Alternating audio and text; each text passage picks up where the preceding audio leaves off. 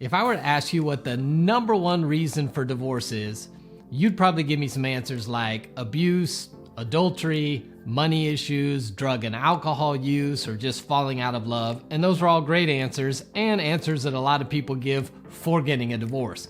But I've also seen many couples restore their relationships and go on to have great marriages with those issues present in their relationship.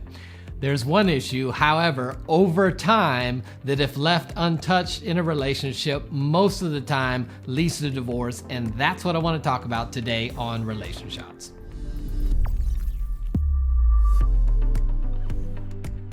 Welcome to Relationshots. My name's Eric Wooten. If this is your first time hanging out with us, welcome to the place to get practical relationship advice that actually works in your relationship.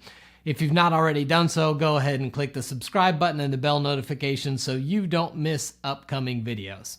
So listen, more and more couples are fearful of getting married because more and more people are fearful of divorce.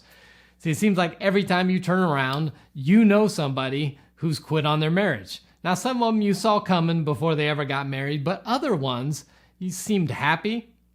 They had great families, no big issues like infidelity or abuse or drug or alcohol use. And it just seems like one day they stopped and said, you know what? I don't want to be married anymore. And even when people tried to step in and offer some help, one or both of them were just not interested in it. And you're like, what happened here?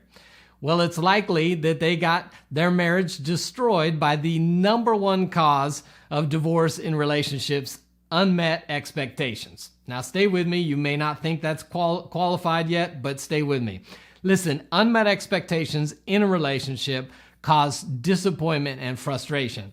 But over time, if expectations continue not to be met, it will lead to hopelessness in a relationship. One or both spouses may be sitting here thinking, you know what? My expectations are never going to be met in this relationship, which leaves me with only two outcomes. Either I can be unhappy for the rest of my life, or I can end this relationship and try to start a new one. So we've got to be aware of these things called expectations. We all have them. That's the reality of a relationship. Every one of us stepped into a relationship with expectations in every area of life.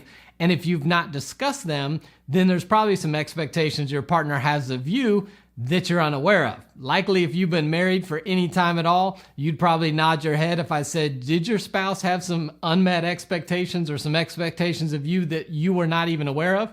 It's probably likely that right now, if you're married, your spouse has some expectations that you're not aware of.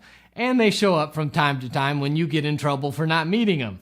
If you're dating, you absolutely have to have discussions about your expectations going into marriage. Any good premarital counseling or premarital class should emphasize discussions about expectations in a relationship because they're everywhere.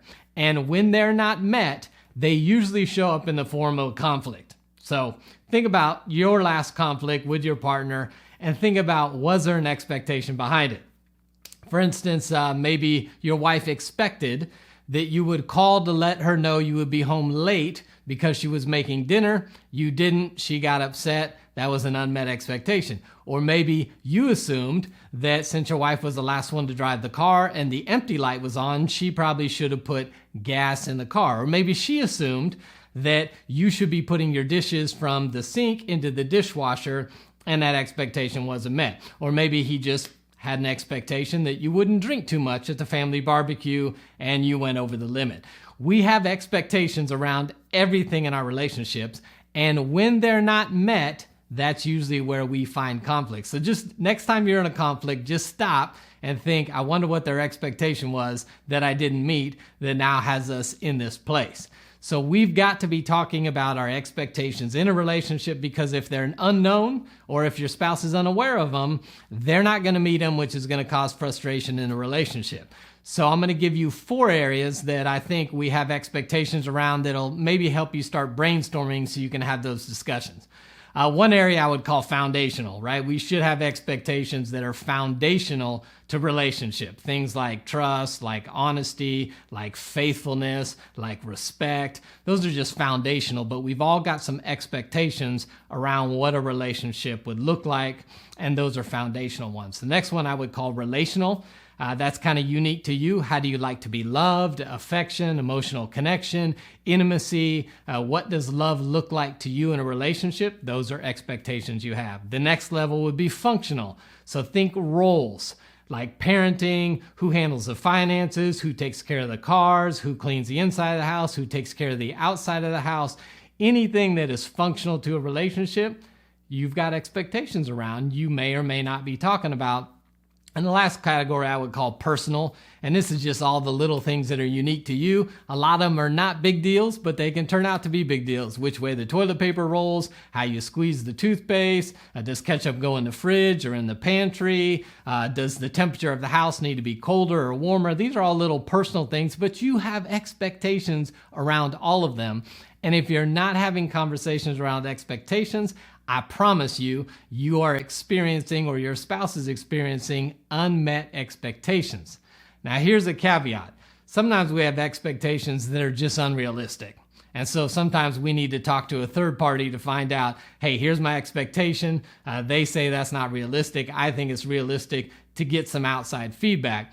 Other times there's expectations you have that your spouse just may not be able to meet because of who they are. So maybe the wife just desires that her husband would talk to her for an hour a day and they'd really connect, and he's just not very verbal and not a great talker. It's probably not realistic that he'd be able to give you an hour a day of communication. So where can he step up to? Maybe he's used to 15 minutes, he can step up to 30 or 40, but then you may need to get the extra 20 minutes from a healthy girlfriend or another relationship that's healthy in your life, because your husband can't carry the weight of those expectations. So my goal in this video is to make you aware of expectations, but ultimately to get you to start talking about your expectations, because you may have some expectations that are not being met now because your spouse is unaware of them and you want to begin to talk about them. So let me just give you 7 areas of expectation to at least kind of get the ball rolling in case you're not sure where to start. I'll give you 7 areas and you can build upon those, but have some discussions around them. So number 1 area is money. Number 2, communication. Number 3, work. Number 4, sex. Number 5, household chores. Number 6, parenting. And number 7, in-laws. So here's the deal. Relationships rise and fall on expectations.